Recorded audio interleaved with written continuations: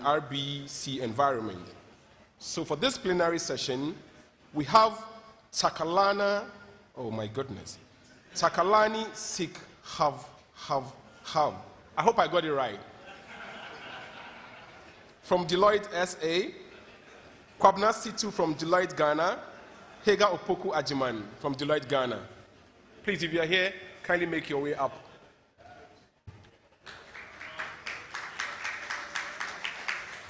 I think, Takalani, you have to help me pronounce your name. What? You know who's Takalani between the two of us? Between the two of you. Okay, so A, B, C, D, E, F, G, H, I, J. It's you. It's you. So help me pronounce the name right. All right. Please, let's welcome them. All right, so you take. Thank you very much. Okay, so I think we are back from this break.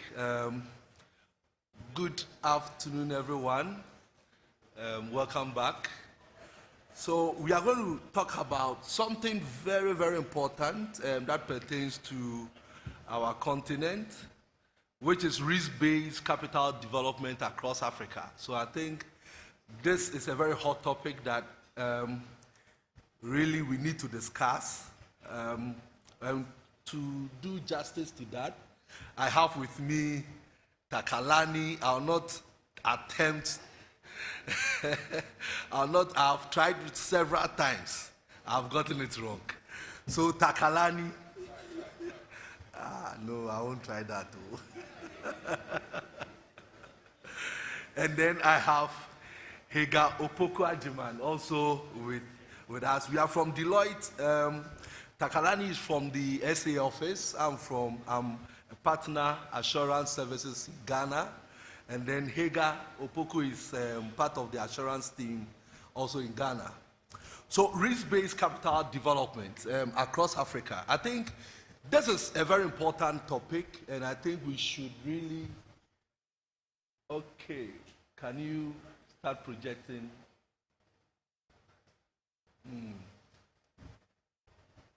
All right, so as they get it ready, maybe I can start the introductions and then we can pick it from there. So as Deloitte, we have conducted a survey. We did a survey seeking views and opinions from regulators across Africa to actually seek their view on what they think about the risk-based capital. And surprisingly, which we are going to show you, the responses we had were all to the positive, saying that this is the way we should go. Because this thing has been adopted in Europe, US, and our minimum capital regime, I think, is something that we should quickly do away with minimum capital. The days of minimum capital, I think, is far gone. And if you look at the responses of the regulators, you could clearly see that it is time to move to the risk-based capital. So what are some of the questions that comes to mind when it comes to risk-based capital? So people were asking, why risk-based capital in the first place? Why? And then, what are the likely challenges that, okay, it's up. What are the likely challenges we are going to encounter when we move to risk-based capital? What are the timelines? So we decide to implement. What are the timelines we should be looking at? What are some of the transitional arrangements that we should put in place to have a smooth transition from the minimum capital to risk base? So these are very important questions. Do we have the technical expertise to help us navigate through this risk-based capital regime we are talking about? What are some of the key learnings also that we can pick from jurisdictions that have implemented the risk-based capital? And I'm sure when Takalani comes up, he will share with you some of the learnings from South Africa and other countries. We did the survey for Zimbabwe also, Zambia, and he's going to show you some of the outcomes. And then we are also in the era of IFRS 17. And I'm sure either your company is doing an impact assessment or is actually into the implementation phase of IFRS 17. What is the likely impact of IFRS 17 on this risk-based capital? Is it going to, in fact, impact it? So that is something we should also be thinking about. COVID-19, you cannot do away with COVID-19 nowadays. Anything you say, you need to add COVID-19. And it's very interesting. Even if you want to drink water, you have to say, is the water COVID-19 compliant? So you cannot do away with COVID-19. Then, if you compare the cost of the implementation and the benefit, does the cost outweigh the benefit or the benefit outweighs the cost?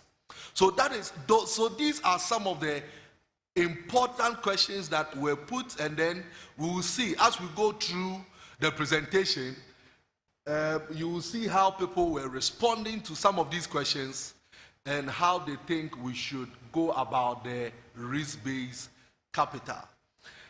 And then lastly, when it comes to multinationals, so you realize that internally, some multinationals are already implementing risk-based capital, even in Ghana.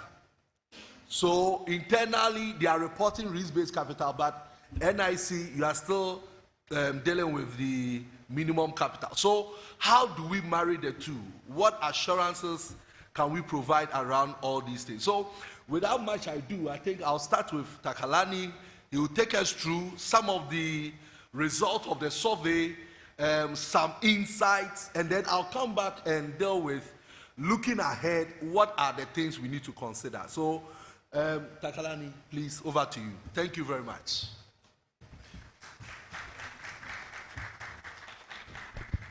Yeah, thanks, Kwabena. Yeah, I often get that question to pronounce my name, even in my home country.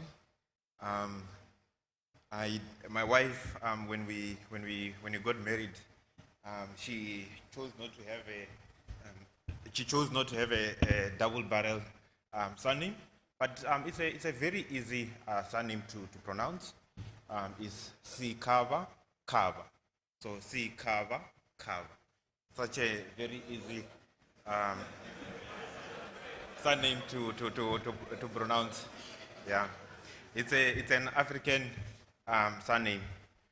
Thanks, Kwabena, and afternoon, everyone. Thanks for joining this session.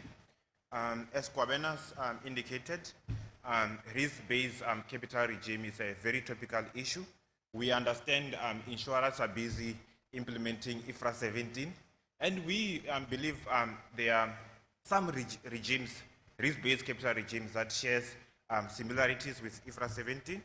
So we have explored risk-based capital development across Africa, but in selected African countries. We looked at what is happening in South Africa. South Africa has already implemented a risk-based capital regime called Solvency and Asset Management. It came in force in July 2018. We have Zimbabwe. Zimbabwe is busy transitioning to risk-based capital regime called ZICAP. We have Zambia as well, who are busy also transitioning to a risk-based capital regime. We have also looked at countries in East Africa, Kenya and Uganda. They are also having similar risk-based capital regime. We also have looked at what is happening here in Ghana at home, and also what has been happening in Nigeria. In terms of the approach that we followed a very simple approach. We interviewed a few regulators just to understand those questions that Kwabena was asking. Why risk-based capital regime? Why now? What about COVID-19? What about multinationals? All those questions that Kwabena indicated. We asked them, what is the progress that you have made in adopting this risk-based capital regime? what kind of regime are you following? There are different regimes that insurers, regulators are following. We have, I might say, we have also worked with a number of solvency and capital approaches in different African countries. For example, I personally have worked I understand what's happening in Swaziland, Eswatini. I understand what's happening in Botswana, Namibia, Mauritius, and other many countries that are calculating capital requirements for insurers. If you can please go to the next slide. Thank you. In terms of how are most regulators starting, they have started by increasing the minimum capital requirements, and we thought about it and why minimum capital requirements being increased. It might be that they haven't been increased for a very long time. So to align with the exchange rates, and also in preparation for risk-based capital development, so that there is a smooth transition. Kwabena spoke about transition, so that if risk-based capital regime results in higher capital requirements, the insurers are prepared to be are fully solvent. And also, another reason that we thought about was that you need to the regulators are trying to identify weakly capitalized companies, insurance companies, to say recapitalize, so that when risk-based capital regime comes to in play, you are able to meet capital requirements.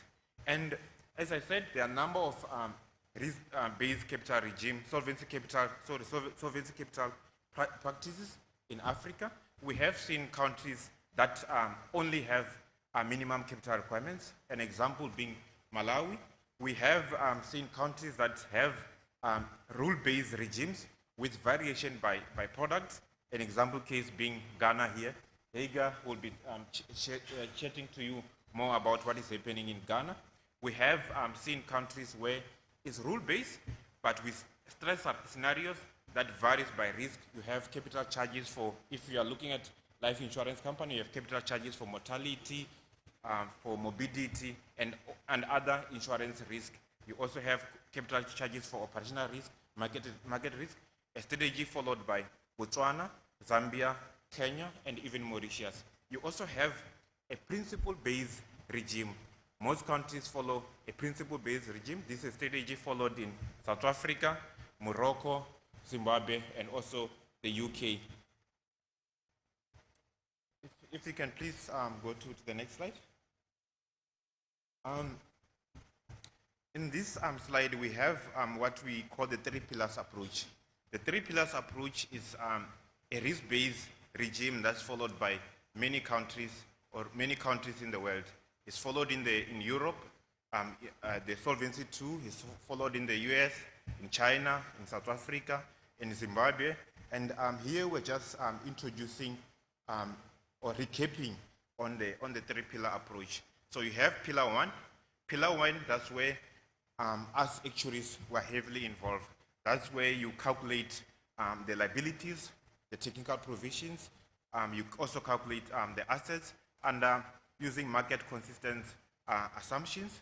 Then you calculate the various capital requirement, the minimum capital requirement, and the solvency capital requirement. Then you also calculate the own funds, or the excess assets, or the surplus assets. Then there's pillar two. Pillar two is qualitative requirements. That's when you have various risk management approaches and governance. That's where you have the OSA, the own risk and solvency assessment. If I were to think of an OSA in an environment like Ghana and Nigeria, you think of the financial condition report. But the OSA goes further than what is stipulated on what we produce on the financial condition report. Then pillar three deals with disclosure requirements, the reporting to the regulator, the reporting to NICOM, the reporting to National Insurance Commission, the reporting to IPEC in Zimbabwe. So this is a strategy This is a regime that is followed by many countries. So if we can go to the next slide, please. So on the next slide, we look at Morocco in terms of their development, what is happening with their risk-based capital approach. So in Morocco, it started with 2016. In 2016, ACAPS, unfortunately, I can't pronounce the French. I find it difficult. It's like pronouncing my surname when I look at it. Yeah, but ACAPS was set up, and after ACAPS was set up, they started developing risk-based capital regime. As the Moroccan risk-based capital regime is a three-pillar regime. It shares similarities with what is happening under Solvency II of Europe. So there is already spoken about the various pillar 1, pillar 2, pillar 3. Just looking at progress that has been made in terms of pillar 1, the quantitative impacts assessment has been performed, and this is very key when you are introducing a regulation. You need to do an assessment to check if the industry is ready before you actually implement. But the regulatory standards have not yet been issued. If you look at pillar 2, the regulations have been issued. The target date of implementation is December 2022. In terms of pillar 3, pillar 3 deals with reporting requirements. Nothing has been issued there.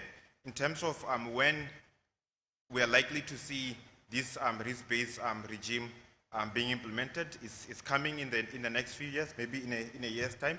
But with COVID-19, we have seen a lot of regulators postponing. Maybe if we can go to the next slide. On this slide, we're going to be talking about the developments that are happening in West Africa. And I'm from South Africa, and Kwabena and Hager are coming from West Africa. Hager comes from here in Ghana. Who am I to speak about Ghana when Hager is here? Over to you, Hager.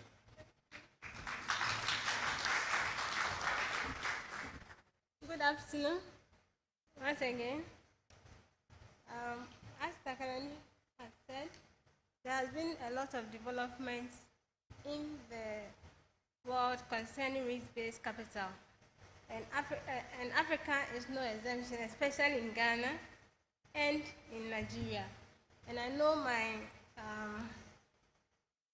actuaries in